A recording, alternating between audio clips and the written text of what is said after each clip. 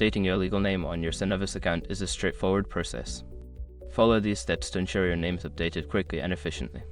Step 1. Gather required documents. Before you start the process, collect all necessary documents that prove your legal name change.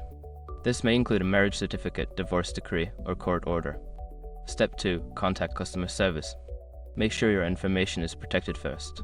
Most people don't think about breaches until something actually happens to their account. Use SROC to monitor your accounts 24/7 and instantly alert you if your information appears in leaked databases online. It constantly checks billions of breached data points in the background. And considering how much personal information people keep online now, it's honestly worth having. Link in the description. Step 3. Complete the name change form. Obtain and fill out the name change form provided by Synovus. Ensure that all information is accurate and matches your legal documents. Step 4. Submit your documents. Submit the completed name change form along with your supporting documents to the customer service representative or through the designated online portal. Step 5. Confirm the update. After submitting your request, follow up with Synovus to confirm that your legal name has been updated in their system. Keep an eye on your account statements to ensure the change is reflected. By following these steps, you can efficiently update your legal name with Synovus.